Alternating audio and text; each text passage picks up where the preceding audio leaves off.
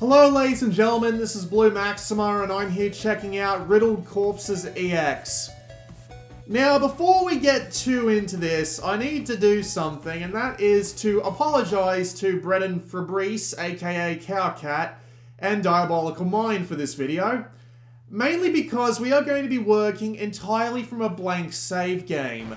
And you might be wondering, well, why the hell are you working from a blank save game? Shouldn't you have actually, played this before you actually went and did a video on it? I did! As a matter of fact, I played it for an hour. And just to prove to you that I at least have some time in it, if I back out to the live area here and refresh, because it's just, there we go. So you can see that I actually do have some trophies, right? I've gone through 3 of the story stages, and I died, because this is not an easy game in any stretch of the imagination. But just as I was finishing up the hour that I put into it, and I thought, okay, I'll go through arcade, I'll do some story, I'll do some survival, I'll mix it up a little bit so I don't have to show the same thing over and over again, yada yada yada, backed out of the game, and went to upload my save game to the cloud. Wouldn't let me. Couldn't quite figure out why. Restarted the Vita.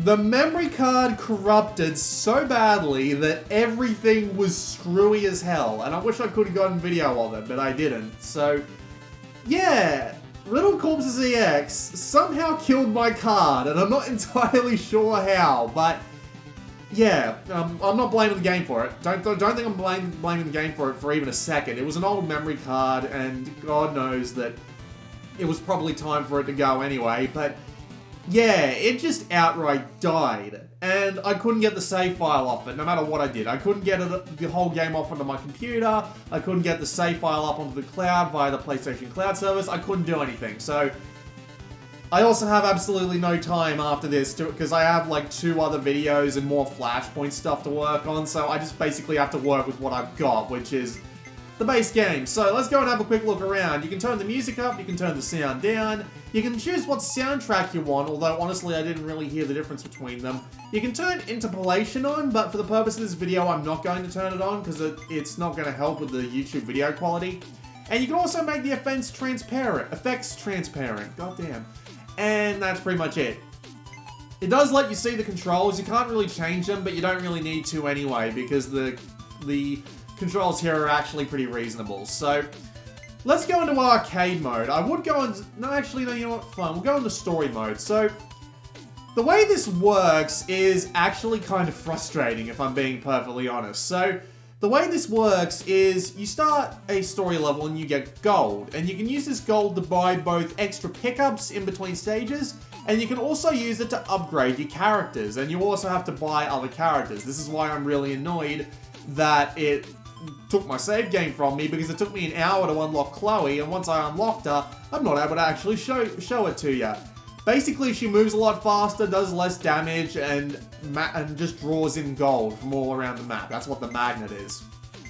But yeah, you have to actually upgrade your gun in the story mode. There are also cutscenes, the first of which I'll let play out here. There's no voice acting, so I can talk over the top of it. But yeah, the general idea is that scientists have unleashed an unholy hell on this earth, and you basically just have to kill everything that you possibly can. So yeah, it's pretty basic, doesn't really have that much to it, you're here for the shooting. But yeah, you start out with the basic level gun, and you have to upgrade your gun in order to successfully survive more than a couple of minutes. You can also buy some stuff there, but we'll get to that later, because chances are when we play through the arcade mode, we're a lot more likely to survive more than 1 round. So this is the game, more or less. You have obstacles to blow up, zombies slowly swarming in. They'll add more zombies with more characteristics as time goes on, and you just have to shoot them. Left stick moves, right stick shoots. You have a limited amount of lives up in the top left corner there. And once you run out of lives, and by lives it basically means hits. So, you know, if I run into a dude or run into a bullet or whatever, I take a hit and lose a life. If I run out of lives, that's the end of the game.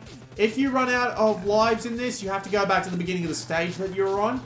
But you can start from any stage you've unlocked once you actually unlock a stage. So say I beat stage 1 and go on to stage 2, then I die in stage 2. I can start at the beginning of stage 2, or I can go back to the beginning of stage 1. It's all up to me, basically. The one thing you might notice is that my shots are rather weak, and that is actually a thing in this game that's surprisingly annoying to deal with, because as I said before, in story mode you need to actually upgrade your shots, and to upgrade your shots you need to get gold. You can see gold dropping from the bodies of the zombies, and the gold is surprisingly easy to get a hold of, but the way you get a hold of more gold than you normally would is to do things called combos, and combos are really easy to understand. You can see my combo meter in the top left there. The more zombies that you kill, the higher this meter gets. And once you get into combo mode by filling up this meter completely, it will double your overall damage until the combo goes away. And once you have combo mode, you get more gold. It just drops more gold from zombies that you kill. And of course, zombies are easier to kill, so you end up in a very nice position for getting lots of extra gold. It's quite simple, really. You can also blow up these cars and these environmental obstacles here to both get gold and get pickups. There are 3 different kinds of pickups. There's the health kits, which will give you extra lives. There is the slow down time pickup, the clocks, which will do exactly that. They'll basically stop time for everything except you and enemy bullets and bosses. So yeah, more or less you'll just be blowing the crap out of everything when time stops. There is also a bomb. It's not a very smart bomb. I would have liked the ability to like set off the clock or the bomb just as I'm about to get hit. But I guess that's not really a thing in this game. Thankfully, it's all bound to the shoulder buttons, so it's not too hard to do an emergency, oh god, I'm screwed, I better throw out one of those pickups sort of maneuvers. And you can also get extra collectibles and stuff that will get you extra score in the arcade mode. Just stuff like that, right? It is pretty basic. You've seen more or less the gameplay here. There are more enemies and stuff that comes along, as I said before. But other than that, you've got the general basic idea of how this works. So the story mode, as I said before, is kind of annoying, mainly because you have to get as much gold as you possibly can in order to upgrade your dude's weapons, because you're completely useless without upgraded weapons, especially up past stage 1, or even during stage 1, just because of the amount of bloody damage that everything starts to need to take, and the fact that you've got hordes of like 30 or 40 zombies.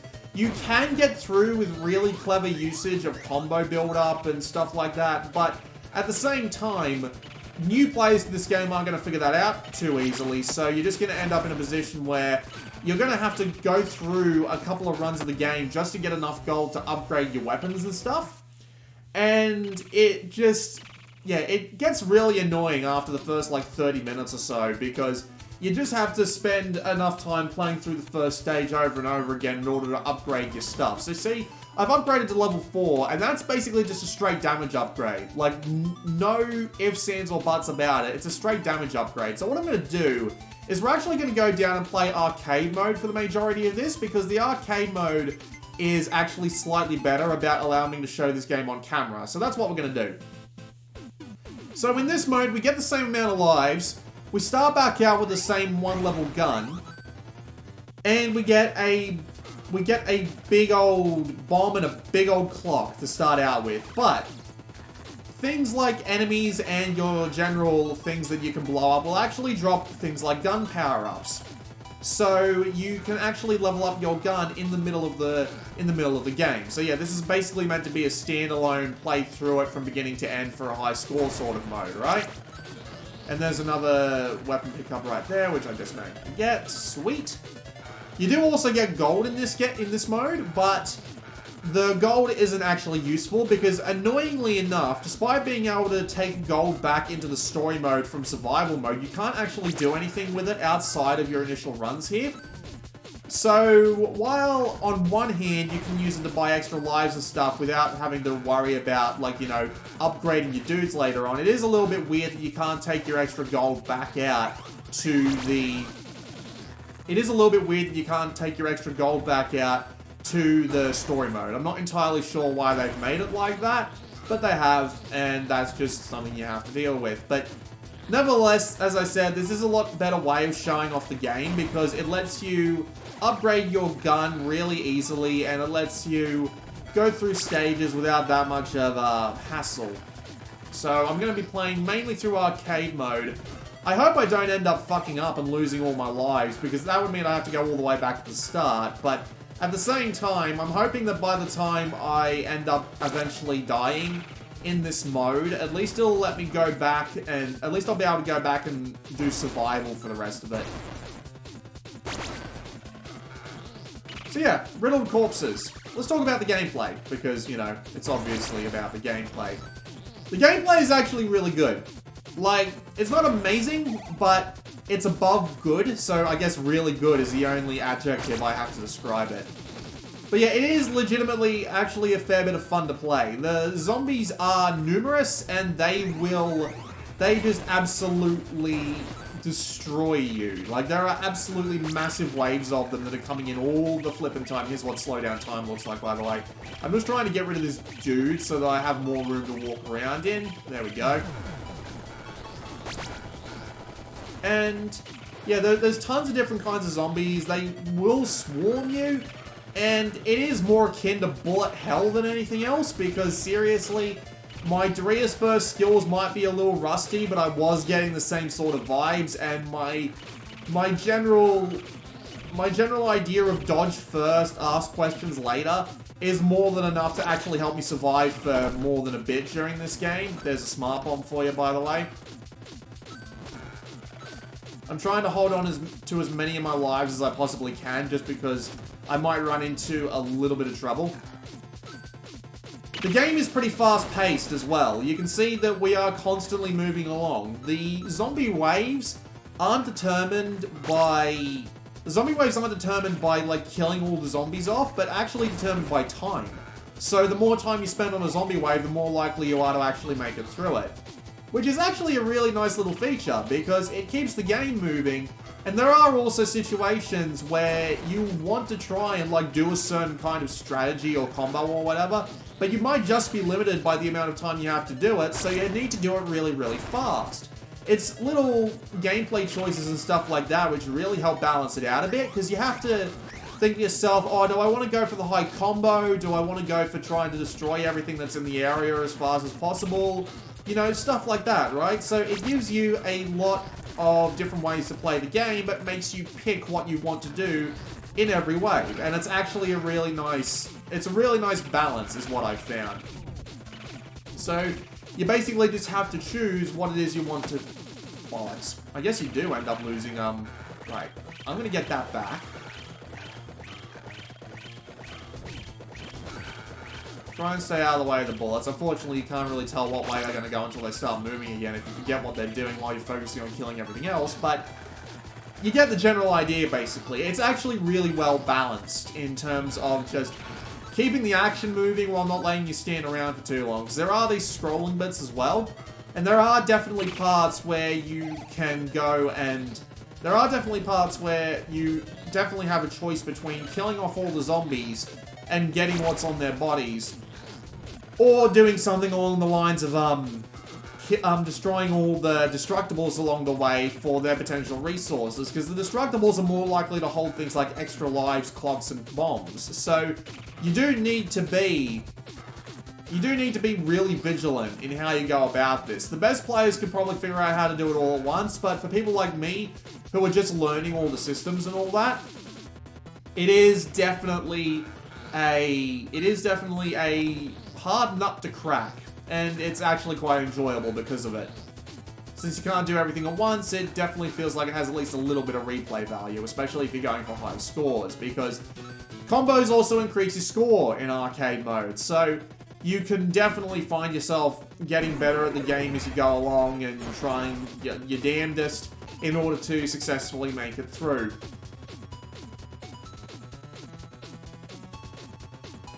So this is a boss, and I'm actually kind of disappointed with this game's boss variety, because the way the 3 bosses in this game so far have worked have been almost the same. They've either used this thing here, which is the general just, purple spray of shots, or they use a shot that's directly at you, or they just fire shots at you and the 8-way and this weird little blue thing that you see there. That's basically the entire idea of the bosses in this game, and it's kind of annoying because they will all work exactly the same way pretty much no matter what, and it's kind of disappointing in that sense.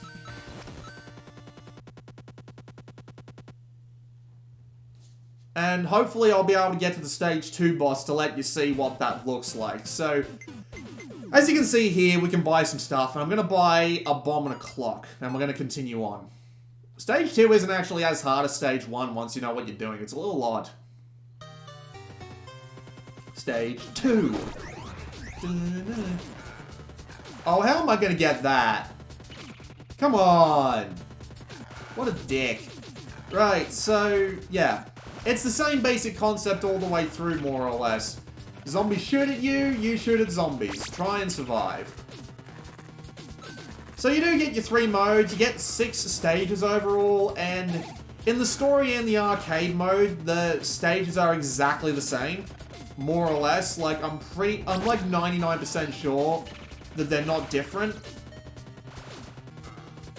Same enemy placements, same level layouts, same general thing like that. Would have been neat to have a little bit of variety in the level layouts, but, well, considering that they're all relatively well designed and polished and what have you, I don't mind too much that the levels aren't particularly different. But at the same time, a little bit of, like, procedural variety would have been nice. Nothing too major, you know? The performance of the game is great, actually. I haven't noticed it dropping too hard from 60 frames a second, which is exactly what it runs at. And it looks... well, I'm not going to say it looks bad. It's got its own idea, style, theme, you know, all those fancy words that you use to describe things like this. It looks good. It doesn't look lazy. It doesn't look like it's riding on the indie fad of using 2D pixel art, whether it be because they just couldn't be bothered to do anything more high budget, or they didn't have the budget to do anything high budget. I'm not saying it looks incredible, but I'm also not going to say that it looks I'm also not going to say that it looks lazy either. It looks good. It does the job. And everything is nice and bright, so it is kind of hard to, you know, screw up. You know, go blind and screw up because of just the general presentation of the game, which is pretty overly bright, but nothing I can't handle. You can always turn the brightness on the screen down. Sound is okay. Chiptunes, nothing particularly amazing. Funnily enough, like, for the last 20 minutes of my game, which really should have, like, given me a warning sign, but for the last 20 minutes I was playing on the memory card that eventually corrupted itself. I ended up in the weird position where, the sound stopped working. Right, I guess I'm gonna have to move on to survival mode now. I ended up in the weird position where, the sound stopped working. And the weird thing about it was, I thought it was just me going back to the, like, live area and then coming back, and then a little weird glitch that had something to do with that. But yeah, as you can see, I had like 300 something gold when I died there, and it hasn't carried over here in the slightest, so we're just gonna have to play this and show it off here. But yeah, it was a little bit weird. My sound actually just, like, completely died, and all I was hearing was the sound effects. It should have been a little bit of a warning that I was kind of screwed, but I guess it just didn't work out that way, you know. So this is what survival looks like. You basically just put into a square room. Enemies will continually spawn in. You can see your wave timer going by down the bottom there. You do have score like you do in arcade mode, and you just have to live for as long as humanly possible. It's pretty standard. The trophies in this game are all pretty standard as well. You got a couple for doing, like, some weird things like electrocuting 30 enemies. But other than that, it's mainly just finish this mode up to the 5th wave, finish arcade mode, and finish the story mode's individual stages, you know, so nothing too out of the ordinary.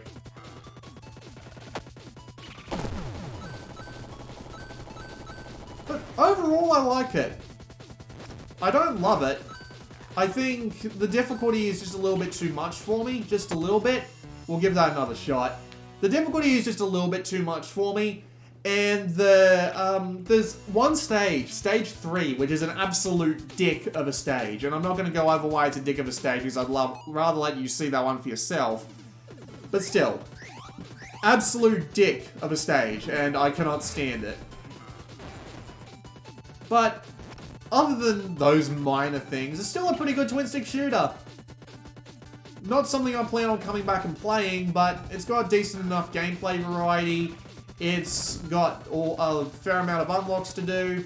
I wish I didn't have to spend like the first 30 minutes grinding out gold, so I actually stood a chance on the first few stages. And all that jazz, but still, not bad. Probably going to be relatively cheap. It'll be out by the time you see this. It's not out when I'm actually recording this. But yeah, not too bad, in all honesty. It's fun. Would I recommend it? It's not going to change your mind if you're not into twin-stick shooters, but if you like your twin-stick shooters and you're looking for something a little different, I see no reason not to recommend this one. It's pretty good. Nothing majorly wrong with it. Screw all of you. And they're going to start spawning back in just as quickly, because that's how this game works. Should have gone for the bomb.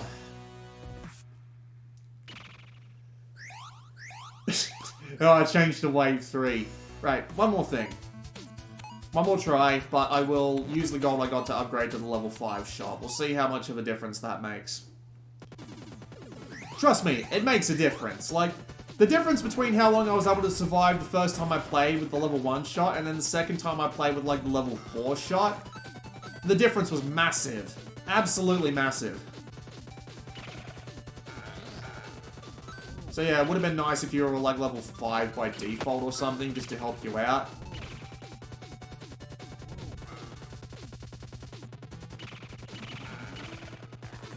Yeah, I'm just trying to get into a position where I'm as far away from those charges as possible.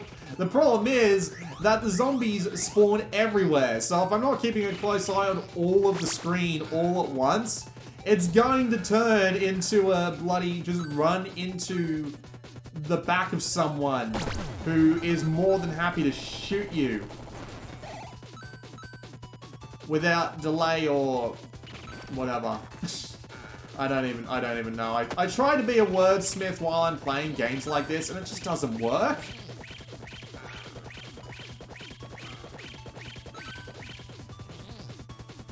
Let's see if I can actually survive into wave 3 this time. Hey, I actually did it. Wave 3 is where they actually start spawning bosses. No, I'm not kidding. They actually start spawning like the actual bosses from the story mode stages in, and it is as horrific as it sounds. I'm out of clocks, I'm surrounded, I'm probably going to die, but oh well, I'll take as many of them as I can with me. Yep, there we go. Yeah, that was a quick look at Riddled Corpses EX. I do apologize for not being able to show you more in a more structured format. The leaderboards do work. I wasn't actually able to get onto them once my memory card had screwed itself, but yeah, there I am. Cool. But yeah, I wish I could have shown you more, but unfortunately my memory card decided not to let me do that. This is a different one, by the way. And it's not a bad game. It really isn't. If you like your twin-stick shooters, there's a fair bit to like here, and I recommend it. If you're not a fan of twin-stick shooters, though, this probably isn't going to change your mind. I don't know how much this is going to be. It's probably going to be 10 bucks. But, yeah. There you go. This has been Blue Maxima, and I will see you all next time.